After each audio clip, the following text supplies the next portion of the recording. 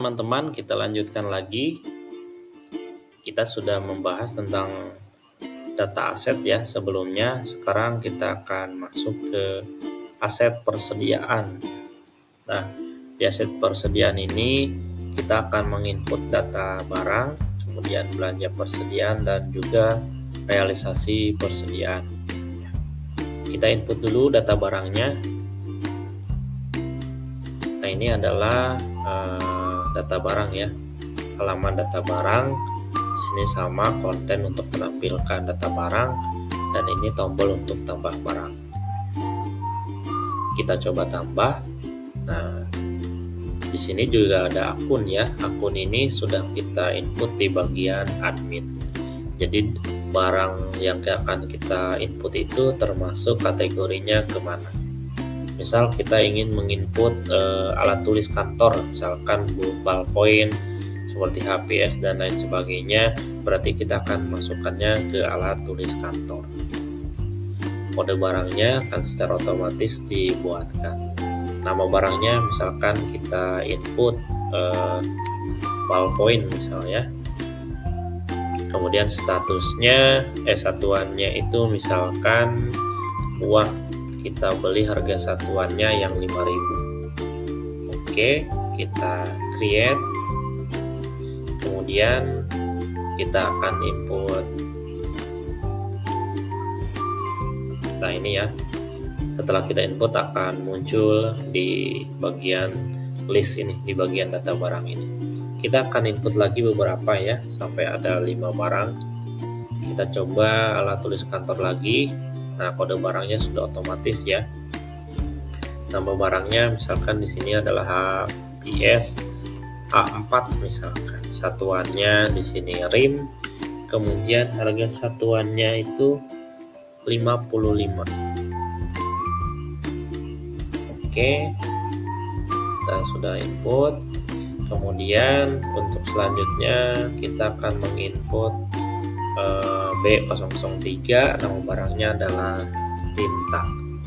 Satuannya botol, harga satuannya 105.000. Create. Kemudian kita akan input lagi, misal di sini benda pos ya. B4 misalkan materai 10.000. Oke. Harga satuannya buah, harga satuannya misal 10.000. Kita akan tambahkan satu lagi ya. Di sini misalkan pilih akun yang suku cadang kendaraan. Nah, ini ya kita bikin suku cadang. Misal di sini B005, nama barangnya adalah ban mobil misal. Suku cadang kan ya, kita coba input aja ya, ban mobil misal. Kita inputnya ban mobil atau ban mobil ya. Satuannya misalkan buah, harga satuannya misal di sini yang 1 juta.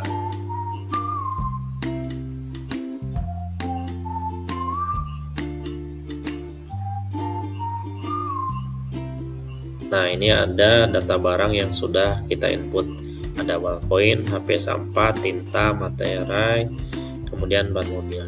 Jadi data barang yang akan kita perlukan di persediaan nanti akan kita input dulu di bagian barang ini. Setelah kita input, kita masuk ke persediaan. Nah, di bulan Maret ini kita akan menyediakan atau kita akan belanja ya. Kita akan belanja HPS, kemudian sama ballpoint gitu kan. Kita tambah ke persediaan ini ya. Nah, ini adalah form untuk belanja persediaan. Pertama di sini ada data barang, dan di sebelahnya itu ada input persediaan. Misalkan di belanja pertama ini kita akan membeli HPS A4. Ketika kita pilih HPS A4, maka datanya di sini nama barang, satuan, dan harga satuan ini akan terinput secara otomatis sesuai dengan data barang yang kita masukkan di sini. Ya.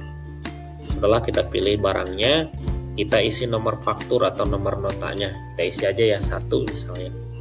Tanggal belanjanya itu misal tanggal 1 Maret kita belanja. Nah, ini adalah jumlah atau volume dari belanja ballpoint. Misalkan di sini kita belanja 10 ballpoint. Kemudian kita create. Nah, kemudian kita pilih barang yang lagi, misalkan HPS 4. Di sini nomor fakturnya 1, tanggal belanjanya tanggal 1 Maret, beli HPS-nya itu 5 rim. Ya. Kemudian kita belanja lagi pada tanggal 1 Maret tersebut, kita belanja tinta. Kemudian nomor fakturnya 1, tanggal belanjanya tanggal 1 Maret, kemudian jumlah belanjanya itu ada 5 botol. Oke. Kemudian kita tambah lagi dengan materai ya. Materainya itu nomor faktur tanya kita 1.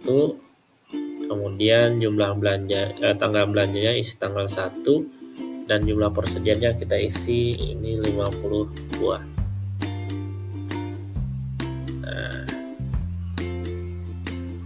Nah, ini kita sudah mengisi persediaan ya. Persediaan di awal Maret itu kita belanja ada ballpoint, HPS 4, tinta, materai. Nah, di sini karena belum digunakan ya, jadi volumenya sama sisa barangnya sama. Artinya belum ada yang digunakan. Nah, selanjutnya di sini ada realisasi persediaan atau kita akan menginput barang-barang yang digunakan selama di bulan Maret ini sampai dengan tanggal 15 ini. Kita klik di menu realisasi persediaan. Di sini sama ya, tampilan awal itu ada untuk menampilkan tabelnya. Di sini ada tombol tambah realisasi. Nah, ini adalah form realisasi persediaan. Ini ada data barang dan ini ada input realisasi. Misal ya, di sini akan muncul nama barang dan juga jumlah total persediaan yang ada gitu kan.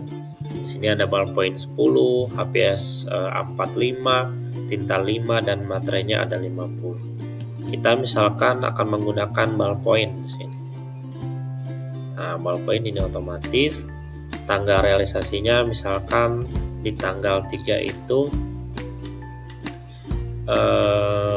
diambil dari gudang persediaan itu sebanyak 3 dus atau 3 buah gitu kan. Maka kita create. Oke, maka di sini akan ditampilkan di bagian realisasi ini jumlah ballpoint, pengambilan 3 dan sisa barangnya itu 7. Tambah lagi. Selanjutnya misalkan di sini ballpoint yang tadinya 10 akan secara otomatis di sini berkurang. Selanjutnya misalkan HPS. Tanggal realisasinya pada tanggal 10 diambil 2 rim HPS 4 dari gudang. Oke, create. Ya. Selanjutnya di sini udang ya. Bentar. Nah, di sini HPS 4 jadinya 3 lagi karena udah diambil tadi 2 ya. Selanjutnya ada tinta di sini. Tanggal realisasinya itu tanggal 10, tinta dari gudang diambil sebanyak 1. Oke, kita coba update. Nah, ini adalah di bagian persediaan. Jadi barang yang kita ambil itu ada ballpoint 3, kemudian HPS 42 dan tinta 1. Jadi sisa barang di gudang itu ballpoint 7, HPS 43 dan tinta 4. Ya. Dan ya, mungkin itu saja untuk di bagian persediaan. Kita sudah berhasil menginput data barang. Kemudian setelah barangnya ada, kita melakukan pembelanjaan ya, dan kemudian hasil belanja tersebut di sini kita simpan, ilustrasinya kita simpan di gudang gitu kan, di gudang persediaan. Kemudian apabila ingin digunakan maka kita input di bagian realisasi ini. Ya, itu mungkin itu saja ya untuk di bagian persediaan. Kita lanjut nanti di bagian pengguna aset dan juga pelaporan.